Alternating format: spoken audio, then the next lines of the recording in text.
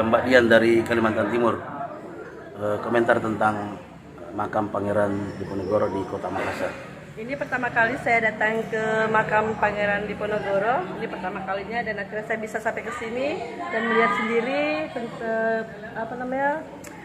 rumah terakhir dari Pangeran Diponegoro. Beliau lahir pada 11 November 1785 dan wafat pada tanggal 18 Januari 8 Januari ya? 8 Januari 1855. Berada jauh dari tanah kelahirannya dan dia wafat di tanah yang sangat jauh dan sekarang lebih 25 tahun di tempat pembuangan.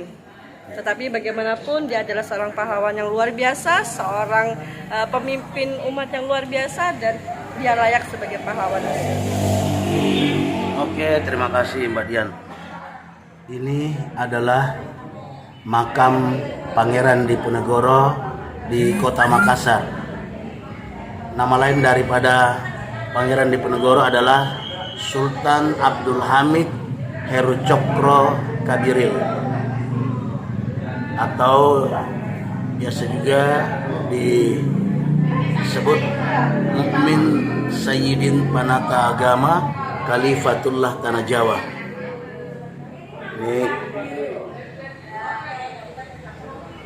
Ini di sela-sela kegiatan Simposium Nasional Sejarah dan Kongres Asosiasi Guru Sejarah Indonesia yang ketiga di Kota Makassar, kami melakukan kunjungan ke makam pahlawan nasional Pangeran Diponegoro.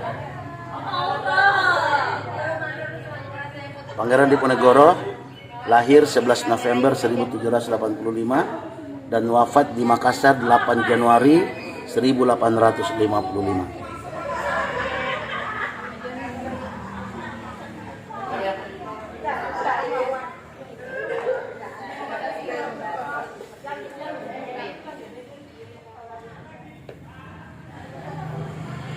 Di samping makam Pangeran Diponegoro, ini adalah makam dari istri beliau, Raden Ajeng Ratu Ratnaningsih. Tepat berada di samping makam Pangeran Diponegoro.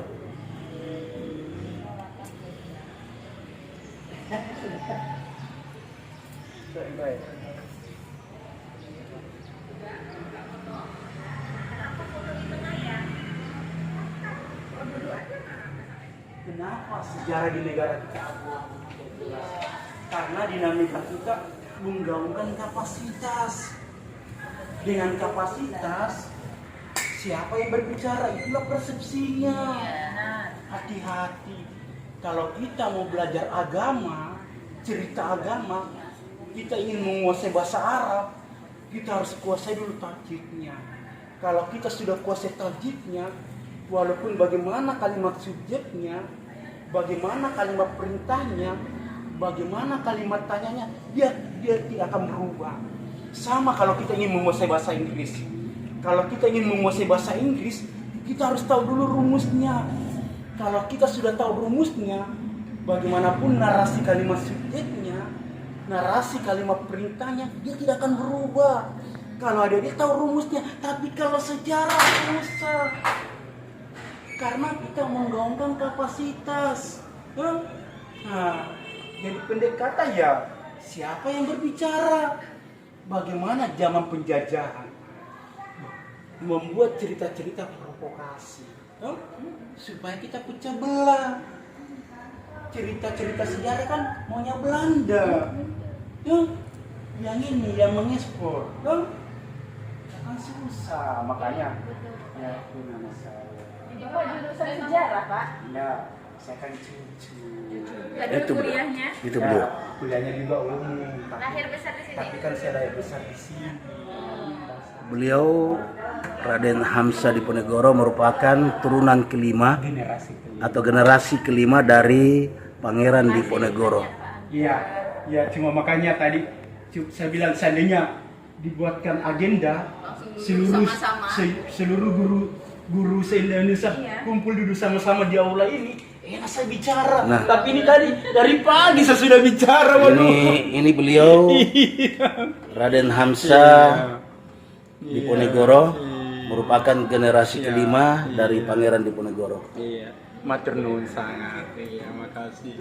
Makanya tadi saya bilang, seandainya dari awal diagendakan, tuh semua guru-guru kita ini ada pelataran, tuh kita kumpul. Sesi tanya jawab. Karena guru-guru ibu-ibu ini guru-guru sejarah loh, tuh kasih pertanyaan saya yang mencakap, tuh yang menggigit, tuh jangan yang retorika. Sahabat Bang Jun, sahabat aksi, saya bersama generasi kelima Pangeran Diponegoro. Beliau adalah Raden Hamzah Diponegoro. Kalau kita lihat di foto latar belakang sana, ini beliau adalah generasi kelima, dan sekarang di tempat ini atau di makam ini beliau menjadi penjaga atau sebagai juru kunci di tempat ini. Jadi kita bisa lihat beliau ini adalah keturunan langsung ya, generasi kelima dari Pangeran Diponegoro, Raden Hamzah Diponegoro. Jadi alhamdulillah, jadi walaupun beliau generasi kelima atau keturunan langsung dari Pangeran Diponegoro, tapi beliau ini karena lahir besar di Makassar, jadi beliau ya bisa menggunakan bahasa Makassar. Raden, bicara Makassar kisah dek rodong. Sudah cukup lah. Cukup di. Alhamdulillah, Ya, alhamdulillah. bisa bersama-sama. Alhamdulillah bisa berjumpa dengan beliau, luar biasa. Terima kasih, kami sudah bisa mengambil gambar video di tempat ini, Raden. Di depan makam Pangeran Diponegoro, ini adalah makam putra-putra beliau. Ini makam dari anak pertama Pangeran Diponegoro, Bendoro Raden Mas Abdul Rahman.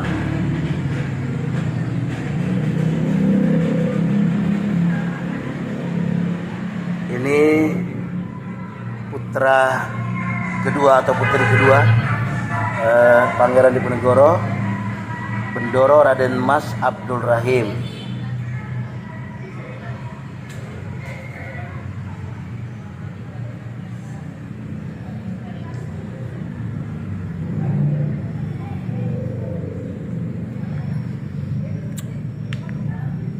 Ini anak ketiga dari Pangeran Diponegoro, Bendoro Raden Ayu Putri Munadima.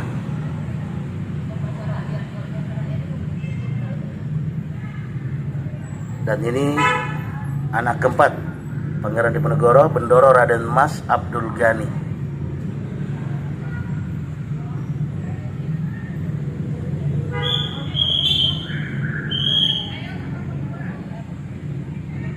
Joni, ini kita akan berada di makam Pangeran Diponegoro di Makassar, Sulawesi Selatan. Baik, Kesan-kesan yang bisa diambil setelah kunjungan ini. ya luar biasa. Makam ini memang mengikat kita kepada sejarah Diponegoro yang penuh perjuangan. Beliau meninggalkan keluarganya di Yogyakarta dan meninggalkan status kepangeranannya di Yogyakarta dan mengasingkan diri di sini dengan keterpaksaan, dan luar biasa bisa hidup berbaur dengan masyarakat masyarakat Makassar, dan pada intinya Diponegoro juga menjadi bagian dari keluarga Kerajaan Makassar. Jadi ini luar biasa sekali, dan kami sebagai guru sejarah sangat berkesan bisa mengunjungi makam Diponegoro, di mana selama ini kita hanya mendengar daripada buku sejarah, tapi sekarang kita bisa menyaksikan langsung dan berkesempatan berdoa langsung di makam Pangeran Diponegoro. Demikian kesan dari saya tentang makam Diponegoro. Bahkan kalau kita lihat tadi makam putra-putri beliau ya, Itu saya lihat bahkan bukan dari ini, bahkan istri-istri Beliau, betul. beliau dari bangsawan Makassar. Iya, makanya tadi saya katakan ternyata setelah meninggalkan status kebangsawanan di Yogyakarta, beliau justru menjadi bagian dari bangsawan daripada masyarakat Makassar seperti itu. Jadi luar biasa sekali.